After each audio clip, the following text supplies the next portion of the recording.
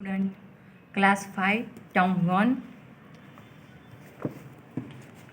Today I will teach you lesson number 7, the treeless grassland. SS.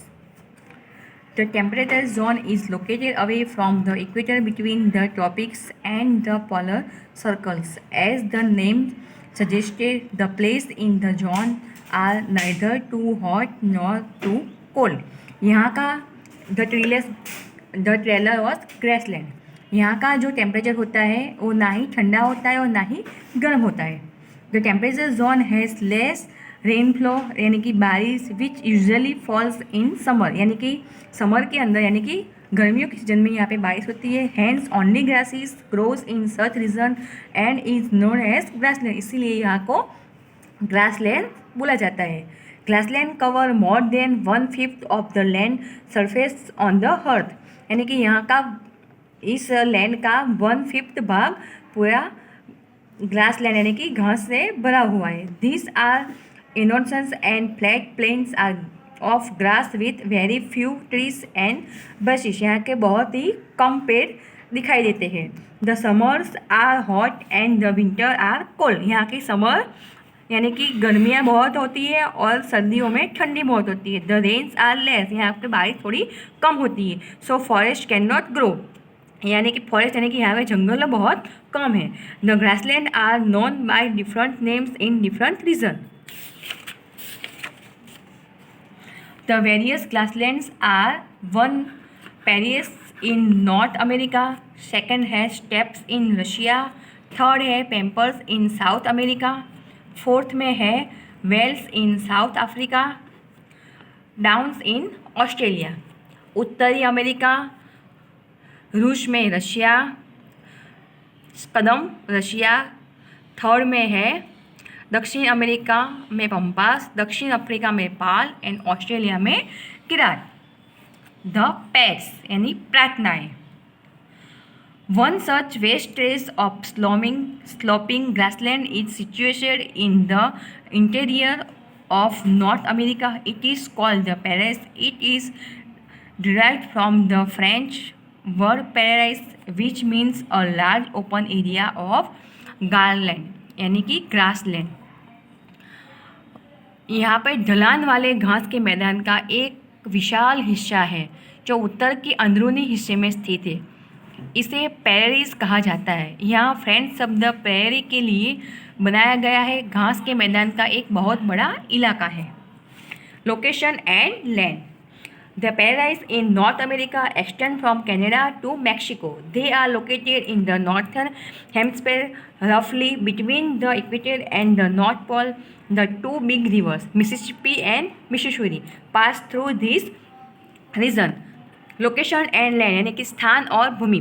उत्तरी America में prairies Canada में विस्तारित होती है. मैक्सिको में उत्तरी गोलार्ध में स्थित है. लगभग बीच में भूमध्य रेखा और उत्तरी ध्रुव है. दो बड़ी नदियां हैं यहाँ की, मिसिसिपी और मिसौरी, जो गुजराती क्षेत्र के अंदर माध्यम से है. Prairies means a large open area of grassland. Mississippi and Missouri are the two rivers which pass through this region. Climate and agriculture. In the Paradise, the climate is extreme. The winters are cold and the summer are hot. मैंने आपको पहले भी बताया ना, यहाँ की winter cold होती है और समर यहाँ का हॉट होता है.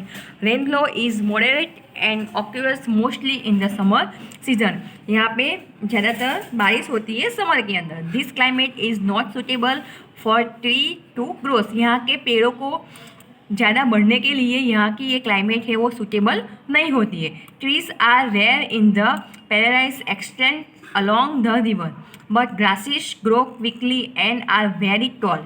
यहाँ के ज़्यादातर गर्मियाँ से मौसम में होती है. यह जलवायु पैदी के बढ़ने के लिए उपयुक्त नहीं है. पैराडाइज में पेड़ दुर्लभ है, सिवाय इसके नदी, लेकिन घास जल्दी से बढ़ती है और बहुत होती है.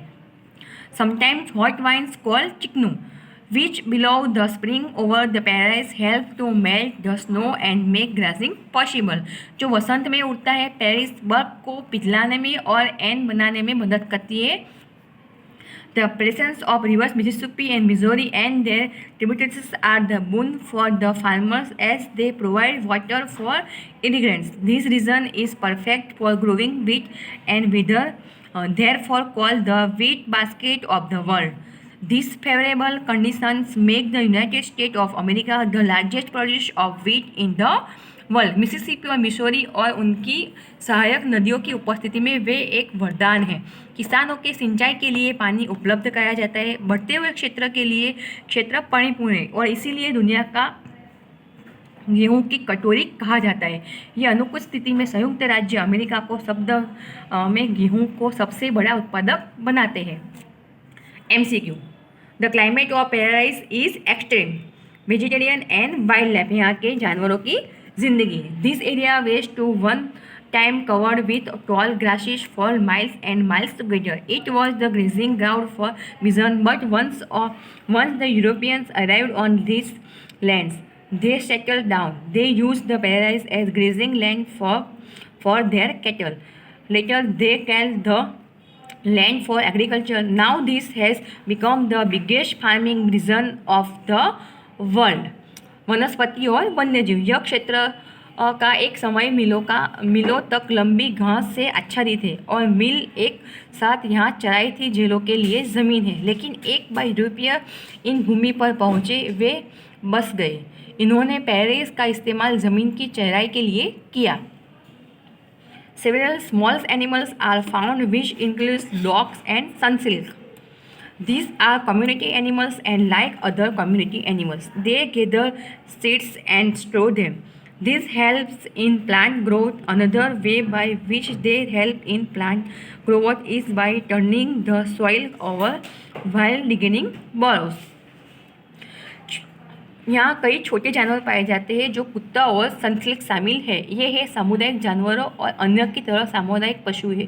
वे बीज इकट्ठा करते हैं और इन्हें स्टोर करते हैं। इनसे पौधों के विकास में मदद मिलती है और एक और तरीका है जिससे के द्वारा वे पौधों में मदद करते हैं। मिट्टी को पलटने से होता है खोदने का काम। Birds found here are hawks, owls, and eagles. Predators that feed on birds' eggs also live here. Apart from these animals, insects such as ludder, grasshopper, tiger, beetles, harvest ant, and the tumblebug are found here in abundance. यहाँ पाए जाने वाले पक्षी बाज, उल्लू और चील होते हैं। सरीसृप के पक्षी के ई पार फ्रिज जैसी अलग यहाँ इन जानवरों में अलावा कौड़े जैसे कि लंबू टिट्टी, टिप, बीटल, हॉर्बिस, चिट्टी और टम्बल पर बग यहाँ बहुतायत पाए जाते हैं। Life of the farmer and occupation, यहाँ के किसानों का व्यवसाय। Farmers in the paradise thresh over 1000 of acres. On every farm there are small homestead in which the farmer's family live with the workers called cowboys. Small sheds are built to keep cattle and farm machinery. They use scientific technology. Plumbing, sowing, harvesting, threshing, and windowing are done with the help of machines. The storing of food grains in the soil is done through machines. Huge harvests are used to complete the work of hundreds of workers in a few hours. Life of the farmers, यानी कि यहाँ के किसानों का व्यवसाय। प्रेरित में खेतों में और खिंचाव किसानों का जीवन कैसा होता है। हर खेत में छोटे छोटे घर है जिनमें DS किसान का परिवार यानी कि काउबॉय उसको बोला जाता है नामक श्रमिकों के साथ रहता है।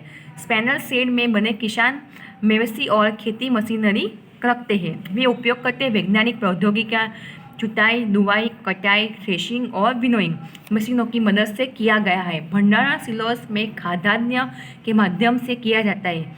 विशाल हार्वेस्ट का उपयोग किया जाता है। सेकंडों में श्रमिकों के काम पूरा हो जाता है। Animal hearing is another important occupation in the open hilly and towards the west. Here the soil is not very fertile. Cattle rearing is done in ranches that are well equipped with modern machinery. Ranches are the large open area. Cattle are mostly raised for meat, which is consumed locally. are exported to Europe. Animals are also reserved for milk and milk products. Well-equipped huge dairy farms are located near the cities. Prairies are rich in minerals like lignite, coal, and mineral oil. Oil crushing and oil refining are well developed, but the most important industries are those of meat packing or flour mills. Animal यानी कि पशु पशुपालन एक महत्वपूर्ण यहाँ का व्यवसाय है। खुले पहाड़ी भूमि के पर कब्जे में पाया गया है। यहाँ मिट्टी बहुत उपजाऊ नहीं है। पशुपालन अच्छी तरह से किया जाता है कि खेत में किया जाता है। आधुनिक मशीनरी से लैस खेतों में बड़ी खुले क्षेत्र है।